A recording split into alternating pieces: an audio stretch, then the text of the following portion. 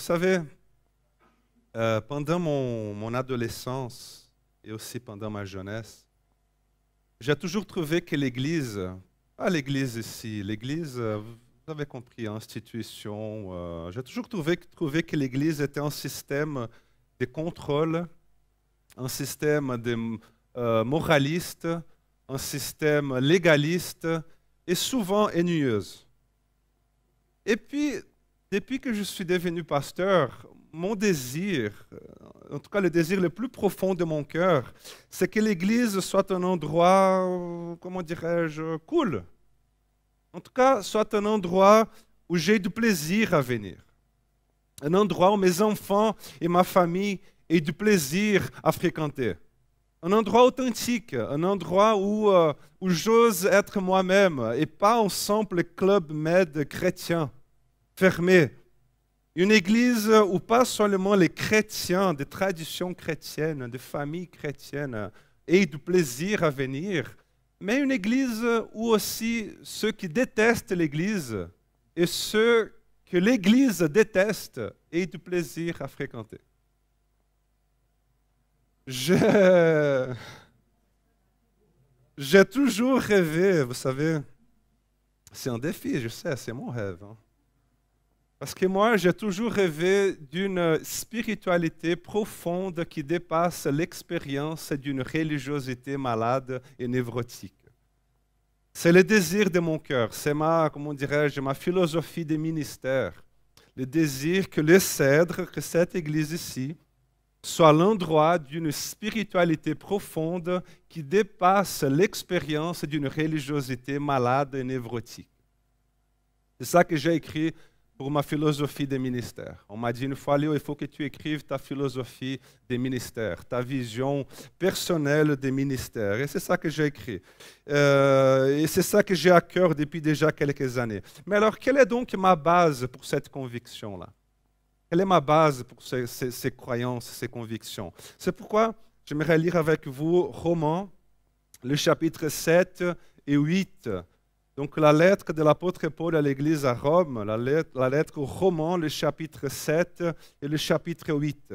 Vous savez, ici au chapitre 7 et 8, l'apôtre Paul, il va nous dire que nous tous, sans exception, nous tous, nous sommes soumis à 3 lois. D'accord? À 3 lois. Il y a donc 3 lois qui gouvernent notre vie. Et quand je dis loi, comprenons le mot ici, loi, comme étant synonyme de force, puissance, désir. Donc le texte ici nous va présenter 3 lois. La première loi, c'est la loi, que je dirais, la loi des dieux. Si vous voulez lire au chapitre 7, le verset 22, l'apôtre Paul écrit, « En effet, je prends plaisir à la loi des dieux. » Chapitre 7, le verset 25. « Ainsi donc, par mon intelligence, je suis esclave de la loi de Dieu. » Le chapitre 8, le verset 7. « En effet, la nature humaine tend à la révolte contre Dieu, parce qu'elle ne se soumet pas à la loi de Dieu. » Donc, il y a une loi que l'apôtre Paul appelle la loi de Dieu. Donc, c'est la première loi. Et cette loi, il va qualifier au chapitre 7, le verset 12, il va la qualifier comme étant sainte, juste et bonne. Autrement dit, il a du plaisir à travers cette loi. Il la désire, il a envie de la respecter, il a envie de s'y soumettre. Il aime cette loi, il a du plaisir, il veut l'obéir. Mais il a un problème. Il a un problème. C'est que cette loi de Dieu, ici, va lui établir, va lui montrer ou fixer un standard de vie. Et l'apôtre Paul, c'est un standard de vie tellement merveilleux que l'apôtre Paul il a très envie de vivre selon ce standard de vie. Pourquoi? Parce que ce standard de vie, il est bon, il est juste, il est spirituel. Mais qu'est-ce qu'il va dire? Il va dire, mais je n'y arrive pas. Je n'arrive pas à me soumettre à la loi de Dieu. Je n'arrive pas à vivre en accord. Je n'arrive pas à vivre selon la volonté de Dieu. Pourquoi, Paul? Parce que la barre, elle est trop haute. Parce que le standard, il est trop élevé. Et puis, à ces moments-là, qu'est-ce qu'il arrive? Il lui découvre une autre loi. Il va découvrir une deuxième loi. Il va dire, chapitre 7, le verset 21 à 23, il dit, « Je découvre donc cette loi. Alors que je veux faire le bien, alors que je veux faire ici la volonté de Dieu, la loi de Dieu, alors que je veux faire ça, le bien, c'est le mal qui est à ma portée. En effet, je prends plaisir à la loi de Dieu, de mon être intérieur, mais je constate qu'il y a dans mes membres une autre loi, une deuxième loi. Elle lutte contre la loi de mon intelligence et me rend prisonnier de la loi du péché qui est dans mes membres. Donc, il y a une deuxième loi. Il y a la loi de Dieu ici, et puis il y a une autre loi, la loi du péché. Et puis à ces moments-là, frères et sœurs, l'apôtre Paul, il panique. Il y a une crise d'anxiété là. Et puis il dit, le chapitre 7, le verset 24, il dit, « Malheureux être humain que je suis. Malheureux être humain que je suis. Qui me délivrera de ce corps des morts? Je remercie Dieu, c'est possible par Jésus-Christ notre Seigneur. Ainsi donc, par mon intelligence, je suis esclave de la loi de Dieu, mais par ma nature propre, je suis esclave de la loi du péché. » D'accord? Deux lois. Il y a la loi de Dieu, qui est bonne, qui est juste, qui est spirituelle, qui est parfaite, mais il y a aussi une autre loi au-dedans de moi et de nous tous, et surtout au-dedans de l'apôtre Paul, c'est la loi du péché. Alors la question, c'est que la loi de Dieu, elle m'étire d'un côté. Elle m'étire d'un côté. Et la loi du péché m'étire de l'autre côté. Et consciemment, je veux et je désire accomplir la loi de Dieu, mais je n'arrive pas. Pourquoi? Parce que la loi du péché m'étire de l'autre côté. C'est ce que l'apôtre Paul est en train de dire. Et c'est aussi notre dilemme. Et c'est aussi notre crise en tant que chrétien. C'est notre angoisse. L'apôtre Paul, il dit, vous savez, dans ma tête, je prends plaisir à la loi de Dieu. J'aime la loi de Dieu. Je ne suis pas un ennemi de cette loi-là. Non, au contraire, j'aime. Je ne suis pas en rébellion contre la loi de Dieu. Je ne suis pas un anarchiste contre cette loi. Non, au contraire, je la désire de tout mon cœur. Je la désire de tout mon être. Mais il y a une autre loi au-dedans de moi. Et puis à ce moment, il écrit, « Malheureux être humain que je suis, qui me délivrera de ce corps? Qui me délivrera de cette condition? » Il va écrire au chapitre 7 du verset 19 au 21, il dit, « J'ai la volonté de faire le bien, mais je ne parviens pas à l'accomplir. En effet, je ne fais pas le bien que je veux, mais je fais au contraire le mal que je ne veux pas. Or, si je fais ce que je ne veux pas, ce n'est plus moi qui le fais, mais le péché qui habite en moi. » Commence chapitre 7, 19 à 21. Donc, il y a la loi de Dieu et il y a la loi du péché. Mais il y a une troisième loi. On va être formé en droit aujourd'hui. Il y a une troisième loi là. La troisième loi, l'apôtre Paul va la décrire ici au chapitre 8, du verset 1 au verset 2. Il dit, « Il n'y a donc maintenant aucune condamnation pour ceux qui sont en Jésus-Christ. En effet, la loi de l'Esprit qui donne la vie en Jésus-Christ m'a libéré de la loi du péché et de la mort. » Donc, il y a une troisième loi. La loi de l'Esprit. Et c'est justement cet esprit-là que l'apôtre Paul va qualifier au chapitre 8, le verset 15. Il va dire que vous n'avez pas reçu un esprit d'esclavage pour être encore dans la crainte, mais vous avez reçu un esprit d'adoption par lequel nous crions « Abba, Père ». Un esprit, pas un esprit de vivre dans la crainte un esprit d'adoption, un esprit qui nous pousse à crier Abba Père. La loi de l'esprit, c'est justement la loi de l'adoption. La loi de l'esprit, elle nous dit que nous sommes fils et filles bien-aimés de Dieu. La loi de l'esprit, c'est la loi qui enlève toute crainte, qui enlève toute condamnation et qui nous pousse à crier « Abba Père, nous sommes tes enfants. Nous t'appartenons, Seigneur, parce que nous avons été adoptés dans ta famille. » Et puis il y a encore plus, cette loi de l'esprit, le chapitre 8, le verset 6, le texte dit que l'esprit rend témoignage à notre esprit, à nous-mêmes, à nous tous, que nous sommes enfants de Dieu. Et donc cette loi de l'esprit, elle agit en nous.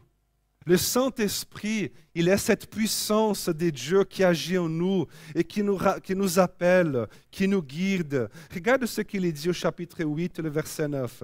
Il dit, « Quant à vous, vous n'êtes pas animés par votre propre nature, mais par l'Esprit, si du moins l'Esprit de Dieu habite en vous.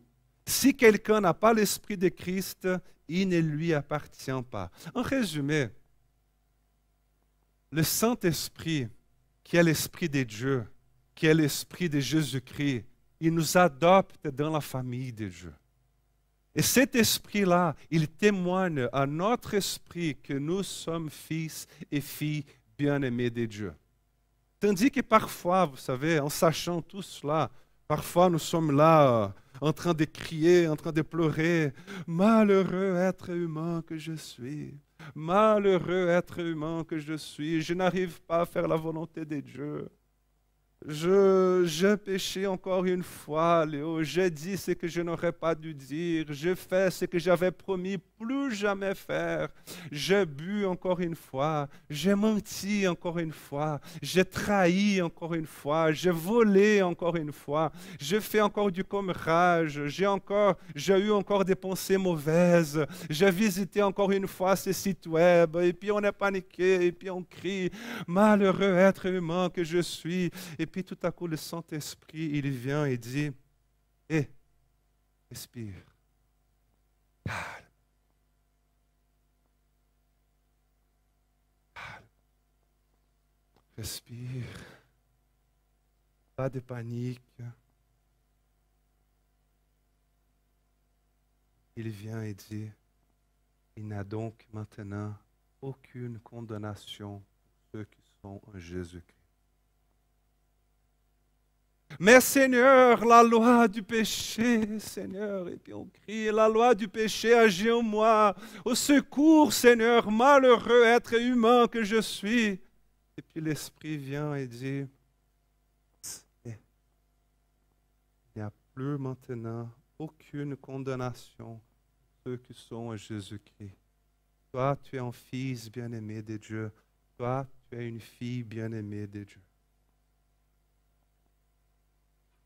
Alors la question c'est, comment sais-tu que tu es un fils bien-aimé de Dieu? Et comment sais-tu que tu es une fille bien-aimée de Dieu? C'est très simple, c'est hyper simple. C'est parce que justement tu es là désespéré.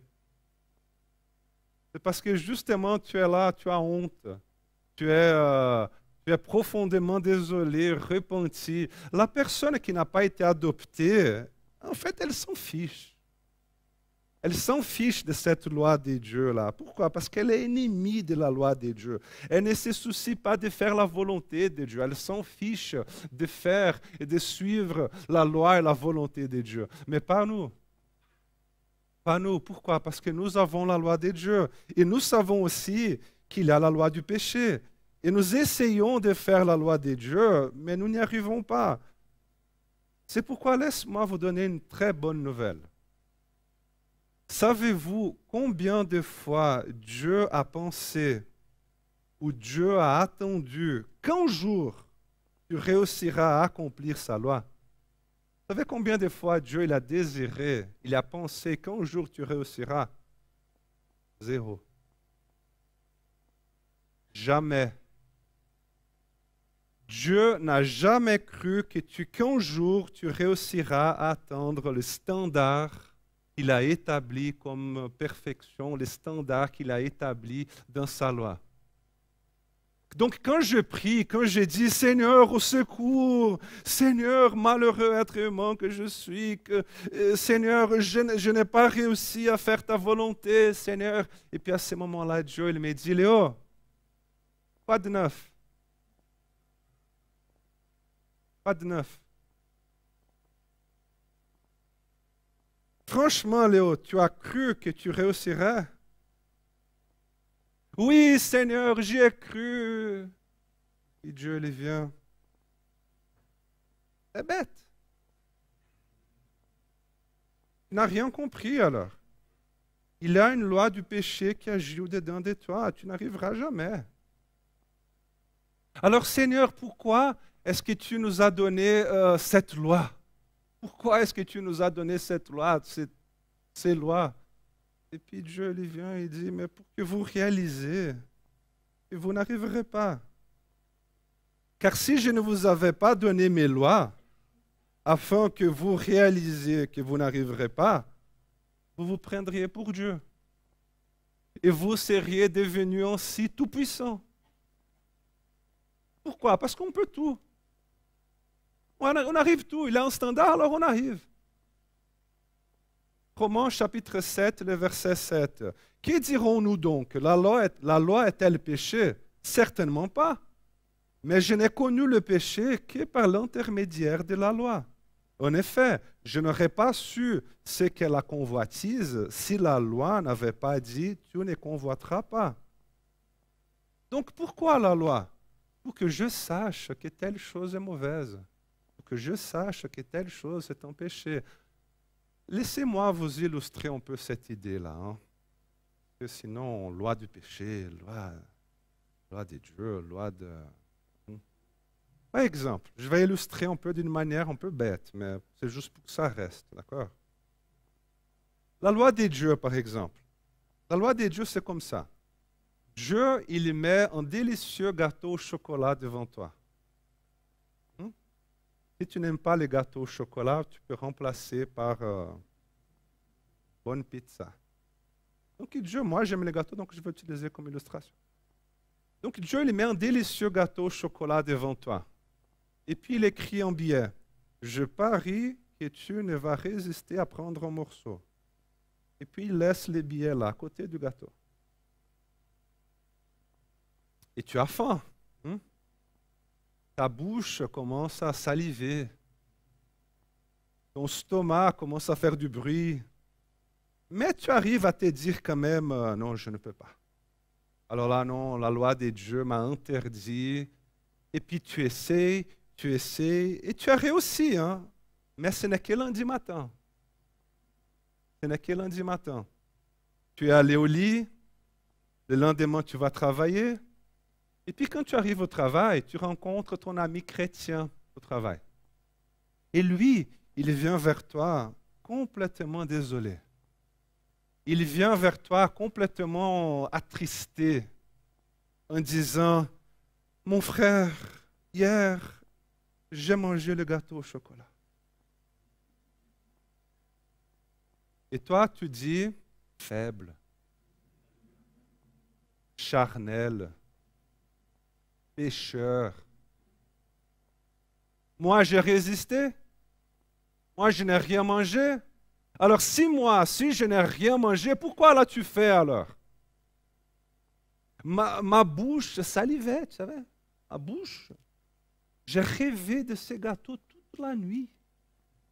J'ai ouvert le frigo une dizaine de fois, mais je ne l'ai pas mangé. Et toi, oui. Toi, oui. Alors, tu es faible. Pécheur, le diable est en toi. Donc, tu commences à juger les autres. Pourquoi? Parce que tu as réussi. Mais tu as réussi de lundi au mardi. Hein. Souviens-toi que le gâteau est toujours dans le frigo. Il est encore mercredi, il est encore jeudi, il est encore vendredi. Et puis jeudi soir, tu manges le gâteau. Et puis là, tu cries, malheureux être humain que je suis. Malheureux être humain que je suis. Mais tu sais, Tu ne vas pas arriver le lendemain au travail et dire à ton ami, hey, j'ai mangé le gâteau. Non, parce que tu viens de lui faire la morale. Tu viens de lui lancer un tas de règles, un tas de culpabilités. Alors qu'est-ce que tu fais? Tu fais semblant que tu n'en as pas mangé. Tu deviens aussi hypocrite. Et ton collègue de travail, lui, il est même gêné d'être avec toi. Il est même gêné, tellement tu es spirituel. Et toi, tu joues le jeu. Chaque fois que tu passes devant lui, tu fais semblant que tu ne manges pas de gâteau. Parce que tu es trop spirituel. Mais tu le fais en cachette. Et Dieu est là. Vous savez ce qu'est la religion? La religion, c'est exactement cela. La religion, c'est nous avons une loi du péché qui nous tire d'un côté et nous avons la loi de Dieu. Et la religion, c'est justement l'environnement des personnes qui se disent fortes, orgueilleuses, hypocrites, mais qui en fait en mangent en cachette. C'est l'environnement des gens frustrés de vivre avec ces pendules. Manger, pas manger. Manger, pas manger. Et puis, on vient à l'église, et puis on pleure, et puis on se sent coupable, et puis on répare de l'église, et puis on change d'église, parce que cette église ici, on n'est pas trop spirituel, il n'y a pas un apôtre là pour chasser mes démons. Et puis, on va dans une autre église, et puis on va demander la prière à quelqu'un un peu plus spirituel que Léo, et Pierre-Alain, et Guy. On va demander la prière à un apôtre, on va chercher un prophète, et puis on chasse un démon ici, on chasse un démon là, et puis ça va mieux, et puis 3 jours après, ça va plus, et puis cela recommence, et puis tu es paniqué, et puis tu es triste, et puis tu es coupable, et puis ceci, et puis cela, et puis tu vis en enfer. Tu vis en enfer. Tu vis une spiritualité de névrose. C'est une spiritualité névrotique. Ta vie spirituelle se résume simplement à faire la gestion de tes péchés. Et loi du péché, loi de Dieu, loi du péché, loi de Dieu, loi du péché, loi de Dieu. Quel est donc notre cheminement? Mieux de tout ça. C'est justement d'écouter la voix de l'Esprit qui dit, mon fils, ma fille, calme. Arrête cette névrose-là chrétienne. Arrête cette folie. Sois attentif à ce que Dieu est en train de faire. Mon fils, ma fille, Dieu, il t'a déjà adopté dans sa famille. Tu n'es plus sous la condamnation. Tu as été délivré. Maintenant, soumets-toi au Saint-Esprit. Parce que si ce n'est pas à travers le souffle du Saint-Esprit, tu n'arriveras jamais à vivre la vie en abondance que Dieu il a pour toi. Une fois, j'ai entendu un pasteur dire, il disait, on m'a dit que c'est trop difficile de vivre la vie chrétienne. Et puis il a répondu, non. Ce n'est pas trop difficile. C'est impossible. Nous n'arrivons pas à vivre la vie des disciples de Jésus si nous ne sommes pas délivrés de cette névrose légaliste et moraliste de faire la loi de Dieu et se sentir frustrés, se sentir coupables parce que nous ne réussissons pas. Ou se sentir plutôt orgueilleux et arrogants lorsque nous réussissons. Ces pendules de vie chrétienne nous rendent malades. Et puis, qu'est-ce qu'on fait? Nous jugeons les autres. Nous devenons aussi hypocrites. Ou sinon, nous vivons dans la crainte, nous vivons dans la culpabilité, jusqu'à ce que le Saint-Esprit vienne et dise, mon fils, ma fille, arrête. Arrête. Tu es un fils bien-aimé. Tu es une fille bien-aimée. Laisse-moi souffler sur ta vie afin que tu aies une vie plus légère. Laisse-moi souffler sur ta vie afin que tu aies une vie plus sereine. Laisse-moi agir en toi. Frères et sœurs, le Saint-Esprit, il est cette puissance qui agit en nous. Amen pour ça. Le Saint-Esprit n'est pas seulement une voix, il y a une puissance qui agit en nous. Quelle est la mentalité d'une spiritualité névrotique et malade? C'est la mentalité qui vit dans une logique de « il n'y a qu'à ». Il n'y a qu'à faire ça, il n'y a qu'à faire ceci, il n'y a qu'à. C'est névrotique. L'environnement religieux est un environnement d'obligation, tandis que l'environnement d'une spiritualité profonde est un environnement de responsabilité et de désir. Vous voyez la différence?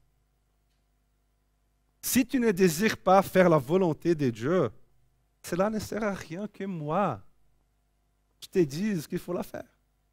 Si tu n'as pas envie, si tu ne désires pas faire la volonté de Dieu, cela ne sert à rien que l'Église te demande de la faire, parce que tu ne vas pas faire de toute façon.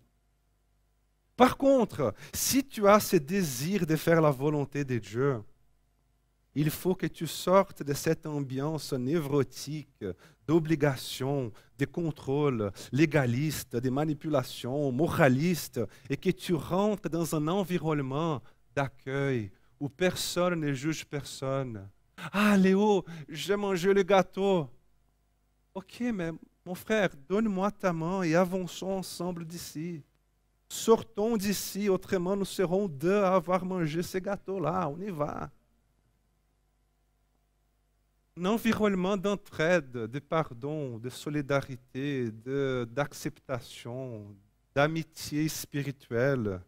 Un environnement que quand on entend la confession de quelqu'un, on n'est pas scandalisé, mais on est plutôt solidaire, on accueille. C'est l'histoire de cette dame, elle a venu dire à son pasteur, c'était une histoire vraie, hein? Le pasteur, c'était le pasteur célèbre aux États-Unis dans les années 1800, Moody. Et cette dame est venue lui dire, pasteur, ça doit être très ennuyeux d'être pasteur, n'est-ce pas? Très ennuyeux d'être pasteur. Et puis il dit, mais pourquoi? Ah, parce qu'un pasteur ne peut pas boire. Ça c'était 1800, okay, aux États-Unis. Un pasteur ne peut pas boire, ne peut pas fumer, ne peut pas danser. Et puis il répondit, non, tu te trompes. Bien sûr qu'on peut. La différence entre nous deux, ce n'est pas que tu peux et moi pas. C'est que tu as envie et moi pas. Donc c'est dans les années 1800. Okay? Aujourd'hui, je ne sais pas qu'est-ce qu'elle aurait dit. Je ne sais pas quel serait le critère, quel serait son critère de ce qu'elle peut et moi pas.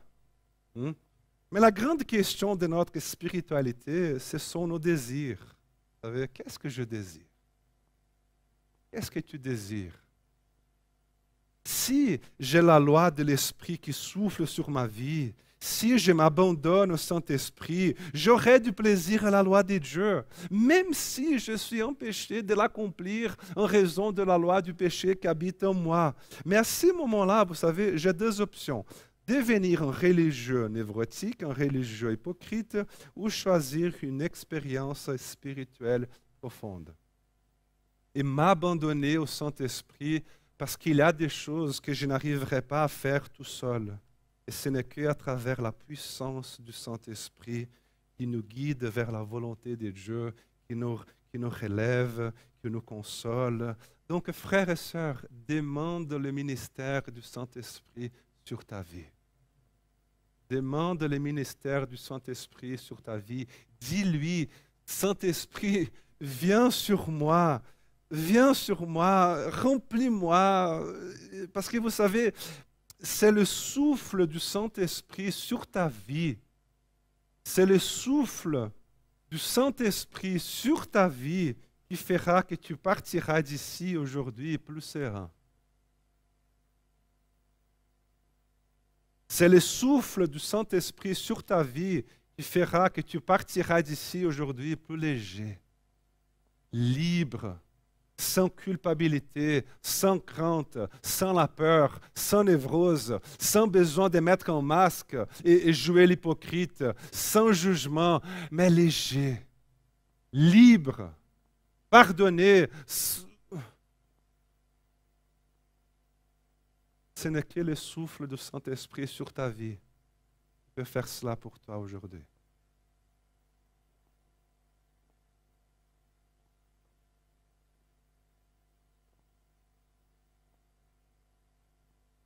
Donc demande le ministère du Saint-Esprit. Demande au Saint-Esprit de venir te visiter d'une manière puissante, afin que tu sois libre, délivré de tout fardeau, de culpabilité, de la peur, de la honte, de cette mentalité névrotique. Amen.